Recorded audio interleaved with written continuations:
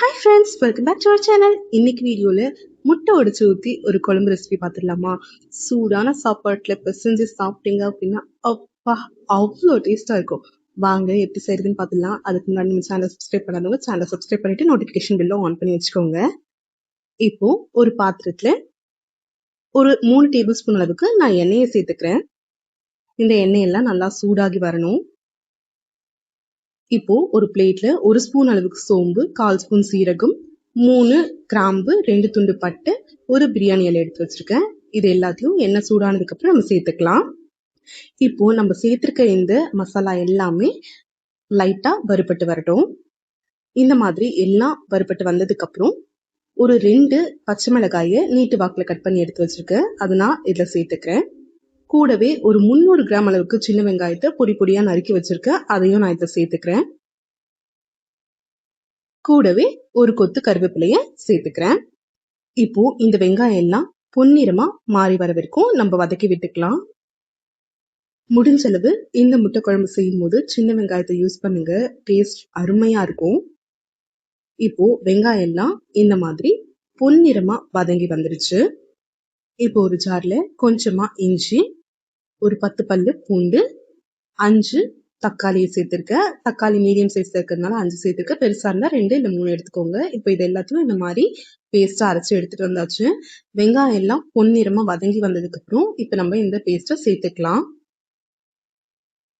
இந்த ஜார்லயே ஒரு 1/2 கிளாஸ் அளவுக்கு தண்ணியை சேர்த்து அந்த தண்ணியும் நான் இதுல சேர்த்துக்கிறேன்.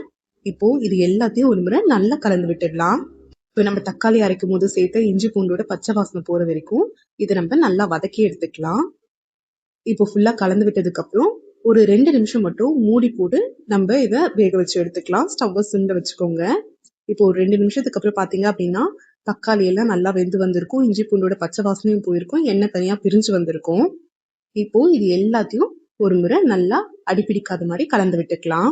இந்த ஸ்டேஜ்ல இந்த கிரேவிக்கு தேவையான அளவுக்கு மசாலாவை நம்ம சேர்க்க ஆரம்பிச்சிடலாம். 1/2 ஸ்பூன் கரம் மசாலா, அதே 1/2 ஸ்பூன் அளவுக்கு தனியா பொடி சேர்த்துக்கிறேன். ஒரு 1/2 ஸ்பூன் அளவுக்கு மட்டும் வரமல்லி பொடி சேர்த்துக்கிறேன். கூடவே 1/2 ஸ்பூன் அளவுக்கு காஷ்மீரி சில்லி பவுடர் சேர்த்துக்கிறேன். 1/4 ஸ்பூன் மஞ்சள் தூள், இந்த ரெசிபிக்கு தேவையான அளவுக்கு உப்பு சேர்த்துக்கிறேன். இப்போ இது எல்லாத்தையும் ஒரு முறை நல்லா கலந்து விட்டுடலாம்.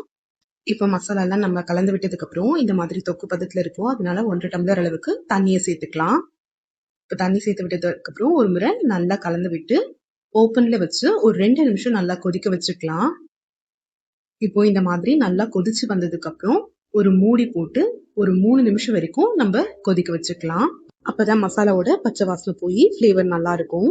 இப்போ ஒரு 3 நிமிஷத்துக்கு அப்புறம் இந்த மாதிரி ஓபன் பண்ணி பார்த்தோம்னா ஃபுல்லா நல்லா கொதிச்சிருக்கும். எண்ணெய் எல்லாம் தனியா பிரிஞ்சு வந்திருக்கும். இந்த ஸ்டேஜ்ல ஒரு முறை அடிப்பிடிக்காத மாதிரி கலந்து விட்டுட்டு நம்ம முட்டையை உடைச்சு ஊத்த ஆரம்பிச்சிடலாம்.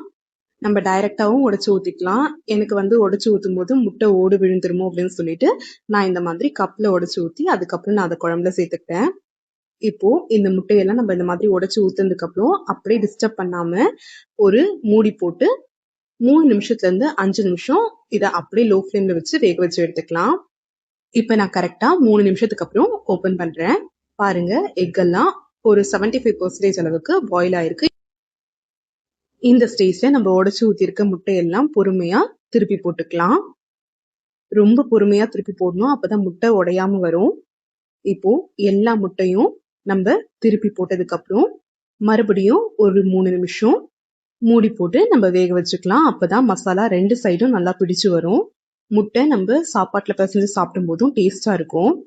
பாருங்க, சூப்பரா முட்டை வெந்து வந்துருச்சு. அவ்வளவுதாங்க. லாஸ்டா கொத்தமல்லி இலையை தூவி இறக்கிடலாம். எங்க வீட்டு குட்டி வாண்டு அவன் தான் கொத்தமல்லியை போடுவேன்னு சொல்லிட்டு போட்டான்.